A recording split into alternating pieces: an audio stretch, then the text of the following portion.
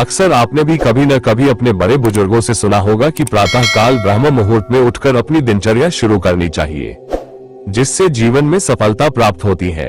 तो आखिर ब्रह्म मुहूर्त का सही समय क्या है? ब्रह्म मुहूर्त को शुभ क्यों माना जाता है? ब्रह्म मुहूर्त में किए गए कार्य सिद्ध क्यों होते हैं? और हमारा विज्ञान इसके बारे में क्या कहता है? इन सभी प्रश्नों का उत्तर जानेंगे हमारे चैनल द डिवाइन स्टोरीज के आज के इस वीडियो में।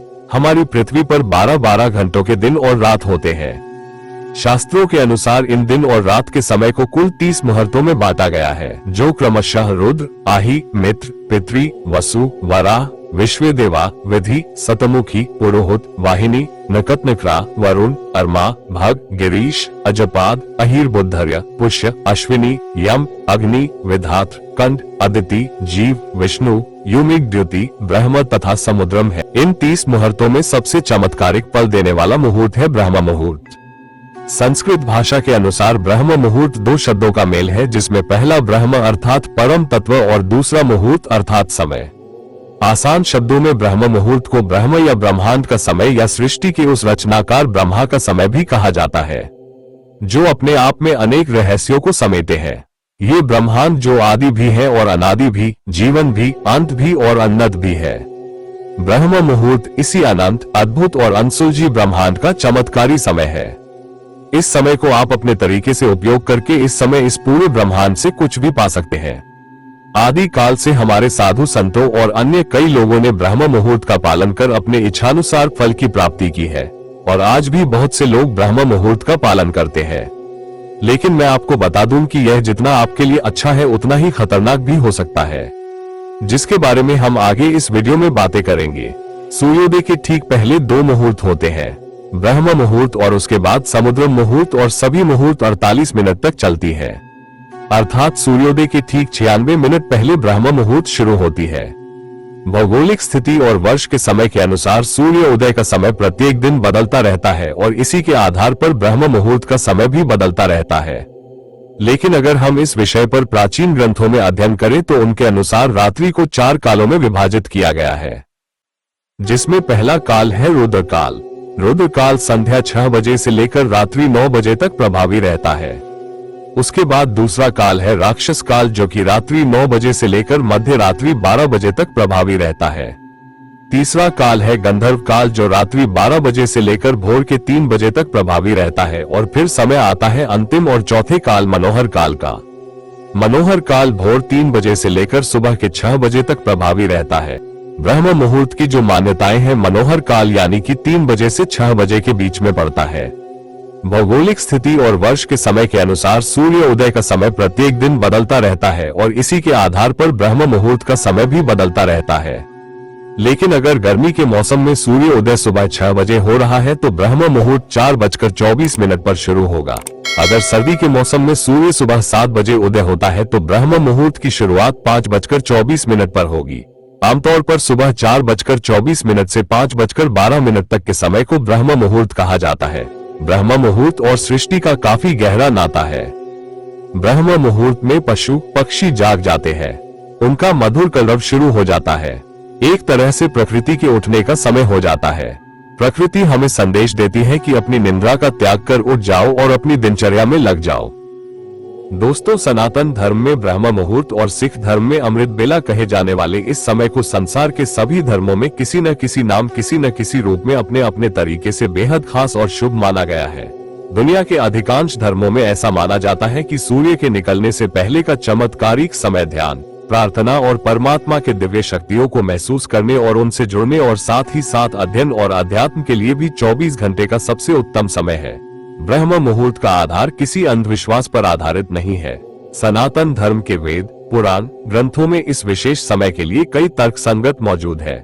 आइए जानते हैं कि शास्त्रों में ब्रह्म मुहूर्त के बारे में क्या कहा गया है।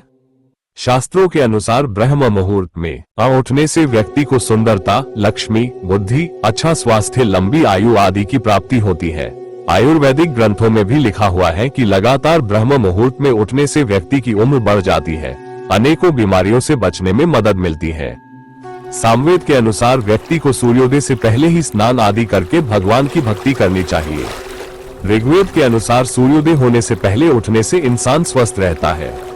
इस समय उठने वाले लोग हमेशा सुखी ऊर्जावान बने रहते हैं। उनकी आयु लंबी होती है।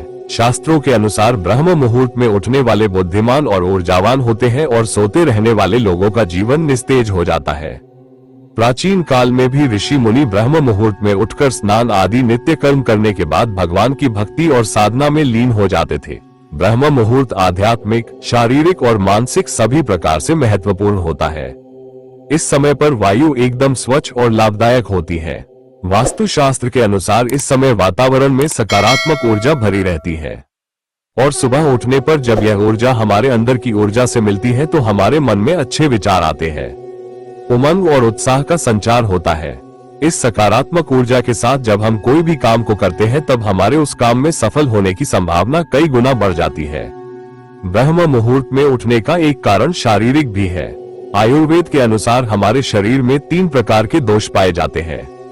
वात दोष अर्थात वायु, पित्त दोष अर्थात आग और पानी, कफ दोष अर्थात पृथ्वी और पानी। इन तीनों दोषों में वात दोष हमारे शरीर को सबसे ज्यादा प्रभावित करता है। इन तीनों दोषों के बढ़ने और घटने का संबंध समय से जुड़ा है। सूर्योदय से लेकर अर्थात सुबह 6 बजे से 10 बजे दोपहर तक का समय कफ का है। 10 बजे से 2 बजे तक का समय तक पित्त का है। दोपहर 2 बजे से लेकर संध्या 6 बजे तक वात का समय है। इसी प्रकार रात्रि में भी यह क्रमशः इसी प्रकार होते हैं। संध्या 6 बजे से 10 बजे तक कफ का समय होता है। रात्रि 10 बजे से 2 बजे तक का समय पित्त का होता है और रात्रि 2 बजे से लेकर सुबह 6 बजे तक वात का समय होता है। और ब्रह्म मुहूर्त में उठने से हमारे शरीर का वात दोष नियंत्रण में रहता है, जो कि हमारे शरीर के अधिकांश बीमारियों का कारण है। हमारा विज्ञान भी ब्रह्म मुहूर्त की सभी तथ्यों की पुष्टि करता है और सहमति जताता है। विज्ञान के अनुसार ब्रह्म मुहूर्त के दौरान वातावरण में ऑक्सीजन की मात्रा सबसे ज्यादा होती है। ये ऑक्सीजन श्वास के द्वारा आसानी से हमारे रक्त के होमोग्लोबिन के साथ मिलकर ऑक्सीहोमियोग्लोबिन बनाती है, जिससे बहुत से लाभ मिलते हैं, जैसे शरीर की रोग प्रतिरोधक क्षमता बढ़ती है, दर्द और खिंचाव से छुटकारा मिलता है, शरीर में विटामिन और मिनरल्स के उपयोग बेहतर हो जाता है। वैज्ञानिकों के दृष्टिकोण से ब्रह्म मुहूर्त के दौरान वातावरण में प्रदूषण सबसे कम होता है। शुद्ध हवा में श्वास लेने से हमारे दिमाग ज्यादा ऊर्जा मिलती है, फेफड़े स्वस्थ रहते हैं, श्वास संबंधित बीमारियों की होने की संभावना कम हो जाती है, पाचन तंत्र मजबूत हो जाता है। इस समय उठने से तन मन दोनों स्वस्थ होता है और व्यक्ति लंबी आयु प्राप्त करता है। आइए हमें ब्रह्म मुहूर्त में उठकर क्या करना चाहिए। शास्त्रों के अनुसार ब्रह्म मुहूर्त में उठकर व्यक्ति को इन 5 कार्यों को जरूर करना चाहिए, जिसमें पहला है ध्यान, दूसरा है पढ़ना या सुनना, तीसरा है योजना बनाना, चौथा है आत्मनिरीक्षण करना और 5वां अपने माता पिता, गुरु और भगवान को याद करना। कुछ ऐसे काम भी हैं जो हमें ब्रह्म मुहूर्त में नहीं करने चाहिए, जैसे इस समय मन में नकारात्मक विचारों को नहीं आने देना चाहिए, ब्रह्म मुहूर्त में संभोग नहीं करना चाहिए, और अगर आप ब्रह्म मुहूर्त में मंत्रों का जाप करते हैं तो उन्हें मन में अथवा बहुत धीमी आवाज में करना चाहिए ताकि वातावरण की शांति भंग ना हो। क्या सभी को ब्रह्म मुहूर्त में उठना चाहिए? ग्रंथों के अनुसार गर्भवती महिलाओं, छोटे बच्चों, वृद्ध लोग और ऐसे व्यक्ति जो किसी भी शारीरिक और मानसिक बीमारी से पीड़ित है, उन्हें ब्रह्म मुहूर्त में नहीं उठना चाहिए। एक अंतिम और अति महत्वपूर्ण बात जो ध्यान में रखने वाली है, अगर आप ब्रह्म मुहूर्त में नहीं उठते हैं और अचानक से ब्रह्म मुहूर्त का पालन करना चाहते हैं तो कृपया कर अपनी दिनचर्या अचानक से नहीं बदलें। इससे आपका स्वास्थ्य बिगड़ सकता है। अतः आप प्रतिदिन थोड़ा थोड़ा अपने प्रातः उठने के समय में परिवर्तन लाएं, जिससे आप 15 से 20 दिनों में ब्रह्म मुहूर्त में उठने लग जाएंगे और आपके स्वास्थ्य पर भी कोई प्रभाव नहीं पड़ेगा और आने वाले समय में आपको शारीरिक और मानसिक बदलाव आपको सकारात्मक और ऊर्जावान बनाएगा। दोस्तों, मैं उम्मीद करता हूं कि आप इस वीडियो से काफी कुछ सीखने को मिला होगा। अंत तक आपको हमारा वीडियो देखने के लिए धन्यवाद।